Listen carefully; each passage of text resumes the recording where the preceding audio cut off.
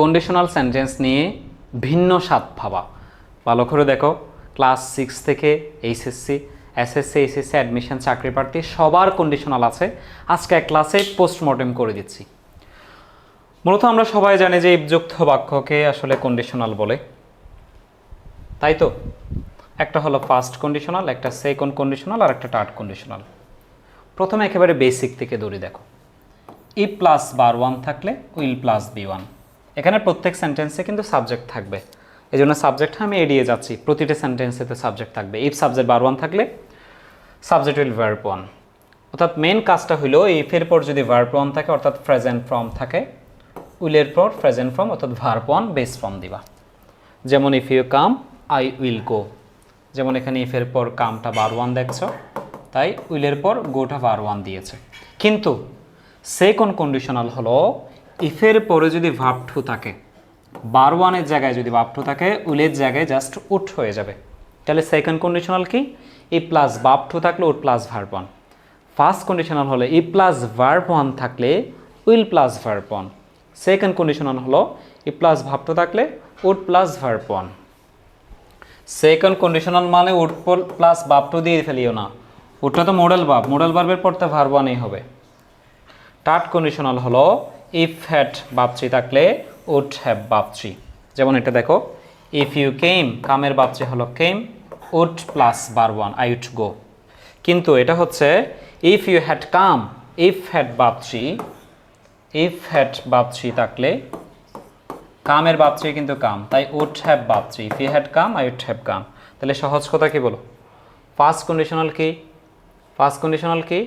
If plus verb one থাকলে will plus V one. Second conditional হলো if plus verb two থাকলে would plus V one. Third conditional হলো if had verb three থাকলে would have verb three. এটা হলো basic কথা। তা আমি তো তোমাদের বলছি পোস্টমর্টেম করে দিব, ভিন্ন একটা স্বাদ দিব, আলাদা মজা দিব অন্য সবার চেয়ে। আজকের ক্লাস দেখো, right forms of verbs completing sentence.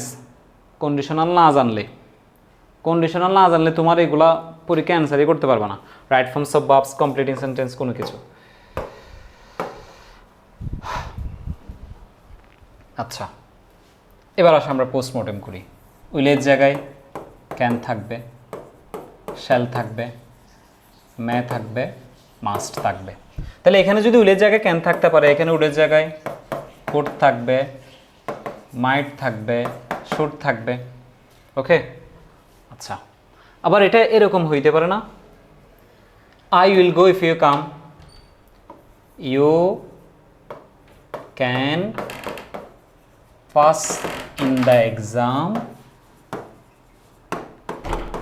If you study attentively. এটার মানে কি বুঝছো বলো? অর্থাৎ এ প্লাস ভার ওয়ান থাকলে তো উইল প্লাস ভি ওয়ান। আবার অনেক সময় will plus V one, will plus V one প্রথমে থাকতে পারে, এ প্লাস ভার ওয়ান শেষে চলে যেতে পারে। ওকে, আগে পরে হইতে পারে, এরকম হইতে পারে। এবার আসো, আরও মজায় যাই, আরও মজাতে আসো, আরও মজাতে আসো। ফার্স্ট কন্ডিশনালের একটা ভাই আছে, তার নাম দিয়েছি আমি আনলেস। আরেকটা ভাই আছে, তার নাম হলো প্রোভাইডেড দ্যাট। এরা একই রুলস। ইফ অর্থ যদি, আনলেস অর্থ যদি না, প্রোভাইডেড দ্যাট অর্থ যদি, তবে কন্ডিশনালের রুলস হলো একটা। এ প্লাস বার ওয়ান থাকলে will plus V one, unless plus বার ওয়ান থাকলে will plus V one, provided থাকলে উইল প্লাস বি ওয়ান। এরা ইফের বাই। ইফের দুইটা বাই আছে, এক নাম্বার বাই আনলেস, দুই নাম্বার বাই প্রোভাইডেড দ্যাট। অর্থ কি? ইফ অর্থ যদি, আনলেস অর্থ যদি না। আনলেস আছে, তাই আমরা উইল প্লাস বার ওয়ান দিয়ে করেছি। কি দিয়েছি বলো? Will plus V one. তাহলে দেখো, আনলেস প্লাস বার ওয়ান আছে, উইল প্লাস বার ওয়ান। তাহলে ইফের জায়গায় আনলেসও থাকতে পারে, প্রোভাইডেড দ্যাটও থাকতে পারে, তবে আনলেস থাকলে অর্থটা চেঞ্জ হয়ে যাবে যদি না। ইফ অর্থ যদি, আনলেস অর্থ যদি না। সেকেন্ড কন্ডিশনালের একটা বাই আছে। কার? সেকেন্ড কন্ডিশনালের। এই মজা তুমি অন্য কোথাও পাবা না, অন্য কোথাও পাবা না। দেখো, সেকেন্ড কন্ডিশনালের বাইটা হইল I wish I would be I ভার্ট। আমি তোমাকে বলছি উড প্লাস ভার ওয়ান করতে, তাহলে এই যে উড, এই যে বিটা হলো verb one. I wish I would be I ভার্ট। আমার ইচ্ছে হয় আমি যদি পাখি হতাম, তোমরা বলতে পারো যে ভাইয়া আপনি বলছেন ই প্লাস বাপটো থাকলে উড প্লাস ভি1, এখানে তো ই প্লাস বাপটো নাই, এখানে আই উইশ আছে, সেকেন্ড কন্ডিশনালের বাই আছে, as if as though if I wish এটা হলো সেকেন্ড কন্ডিশনালের বাই, এরা থাকলে ওয়ার দিয়ে করবা, উড দিয়ে করবা, কুড দিয়ে করবা। তাহলে এখানে দিছি I wish I were about. তুমি বলতে পারো ভাই আমরা তো জানি যে আই এর পর বর্তমান বুঝালে এম, আই এর পর অতীত বুঝালে ওয়াস, ওয়ার হওয়ার তো প্রশ্ন আসে না, এগুলো অবাস্তব অর্থ দেয়, অবাস্তব। এজ ইফ এজ দো ইফ আই উইশ এরা অবাস্তব তথ্য দেয়, এদের পরে কখনো ওয়াজ দিতে পারবা না, ওয়ার দিবা, উইল দিতে পারবা না। সেকেন্ড কন্ডিশন হলে উঠ দিবা, উইল দিতে পারবা না, ক্যান দিতে পারবা না, কুড দিবা। ওকে, তাহলে as if as though if I wish এদের পর আমরা কি করব বলো? আচ্ছা, তাহলে সেকেন্ড কন্ডিশনালে যদি অ্যাজ ইফ আসে, অ্যাজ দো আসে, আই উইশ আসে, এদের পর কি দিবা? ওয়ার দিবা। ইফটা তো পাস্ট কন্ডিশনালেও থাকে, ইফটা কোথায়? পাস্ট কন্ডিশনালেও থাকে। আমরা এটা অনেক সময় বলি I wish I were about, if I were about, if I were about, এখানে ইফের পর কিন্তু ওয়াজ দেওয়া যাচ্ছে না, এই জন্য আমি as if as though if I উইশের পর ওয়াজ না দিয়ে ওয়ার বলছি। কথা বুঝছো কিনা বলো? তোমরা এখন বলবা যে ভাইয়া ফার্স্ট কন্ডিশনালকে একটা ভাই দিয়েছেন, সেকেন্ড কন্ডিশনালকে একটা ভাই দিয়েছেন, তাহলে থার্ড কন্ডিশনালকে কেন আমার মতো ভাই ছাড়া রাখতেছেন? অবশ্যই তোমরা রাগ করো না, থার্ড কন্ডিশনালকেও আমরা একটা ভাই দিচ্ছি, সেই ভাইয়ের নাম হলো হ্যাড প্লাস ভার্ব থ্রি থাকলে সমান would have verb three. Third কন্ডিশনালের একটা নিয়ম হলো ইফ হ্যাড ভার্ব থ্রি থাকলে would have verb three, if you had come I would have gone. কিন্তু বেশিরভাগ সময় রাইট ফর্মস অফ ভার্বস কিংবা কমপ্লিটিং সেন্টেন্সে এটা ইফ ছাড়া আসে, শুধু হ্যাড সাবজেক্ট ভার্ব থ্রি আসে, তখনও তোমাকে উড হ্যাভ ভার্ব থ্রি দিয়ে করতে হবে। তাহলে হ্যাড প্লাস ভার্ব থ্রি থাকলেও যেমন would have verb three, if had verb three থাকলেও উড হ্যাভ ভার্ব থ্রি।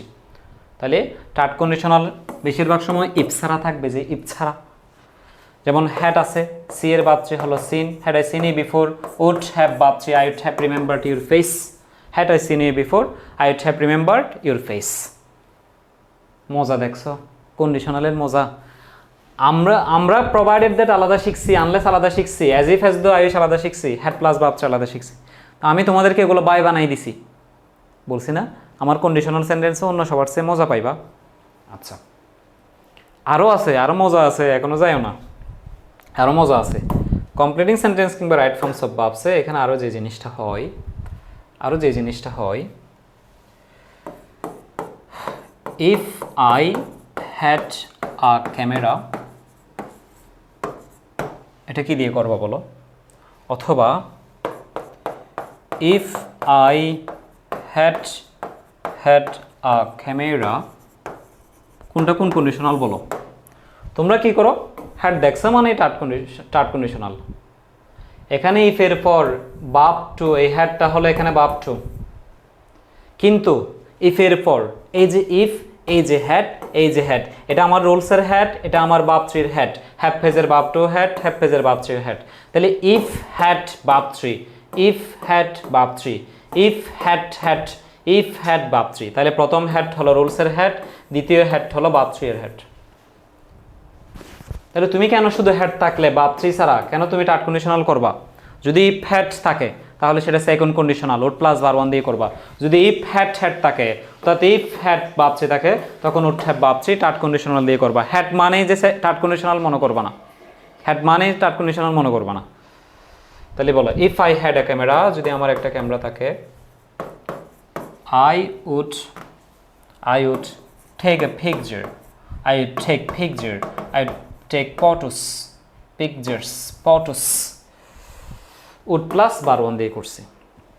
কিন্তু যদি আমাকে বলতো ইফ হ্যাড এ ক্যামেরা, যদি আমার একটা ক্যামেরা থাকতো, I would have taken pictures, এখানে would have ভার্ব থ্রি দিয়ে করতে হবে, would have take এর ভার্ব থ্রি taken, কারণ এটা third conditional.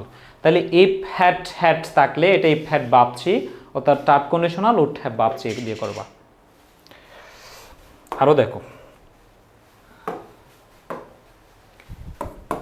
If I had the wings of a bird, যদি আমার পাখির মতো ডানা থাকতো। তুমি হ্যাড দেখছো মানে তোমরা করো ভার্ব থ্রি বানাই দাও, থার্ড কন্ডিশনাল বানাই দাও। তাহলে এখানে ইফের পর ভার্ব টু হলো এই হ্যাড, তাহলে ইফের পর ভার্ব টু আছে, কোনো ভার্ব থ্রি নাই, ইফের পর শুধু আর হ্যাড আছে, কোনো ভার্ব থ্রি নাই, তাহলে সেটা second conditional would plus verb one দিয়ে করবা। If I had the wings of a bird, যদি আমার পাখির মতো ডানা থাকতো, I would fly in the sky, আমি আকাশে উঠতাম। আর I would fly in the sky. যদি বলে যে if I had the wings of a bird I would have, তখন আর উড হ্যাভ দিয়ে করতে হবে। কি দিয়ে? উড হ্যাভ ভার্ব থ্রি দিয়ে করতে হবে।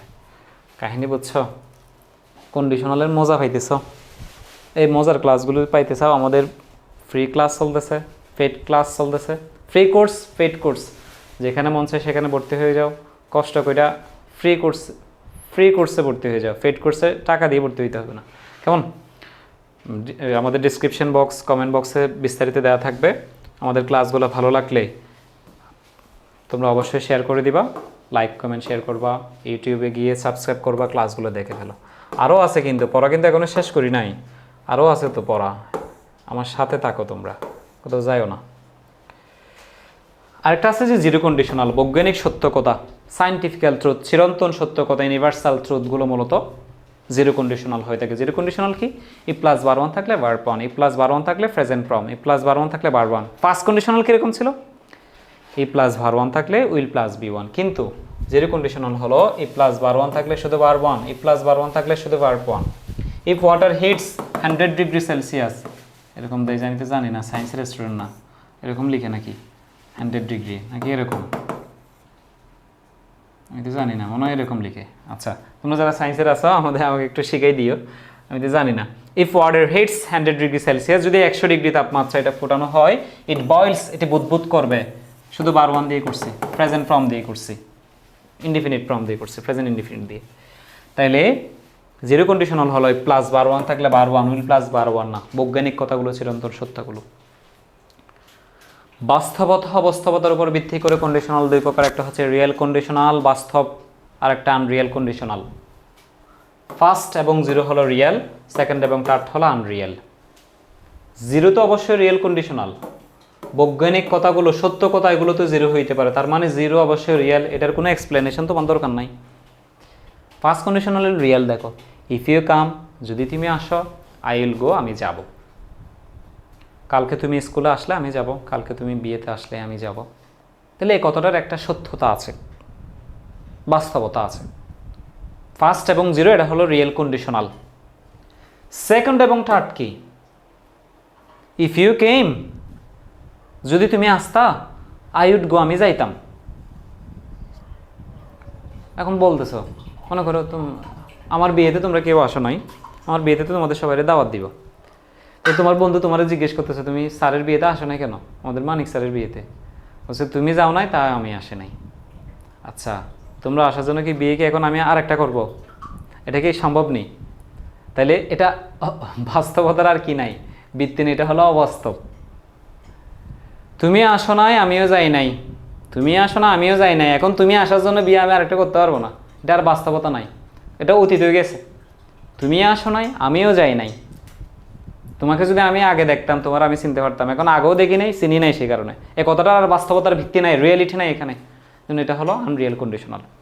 ফার্স্ট এবং জিরো হইল রিয়েল কন্ডিশনাল, সেকেন্ড এবং থার্ড হলো Unreal conditional. Basic grammar, right forms of verbs, completing sentence, writing part, সব জায়গায় তোমাদের এই কন্ডিশনাল কাজে লাগে। একেবারে ক্লাস 6 থেকে এসএসসি, এইচএসসি অ্যাডমিশন, চাকরির প্রার্থী, সব জায়গায় আমাদের এটা কাজে লাগে। তোমাদের চেয়েছে সহজ করে, মজা করে পড়ানোর জন্য। কেমন লেগেছে জানাবা, লাইক কমেন্ট শেয়ার করে দিবা, সাবস্ক্রাইব করবা, অবশ্যই তোমাদের বন্ধুদেরকে জানিয়ে দিবা।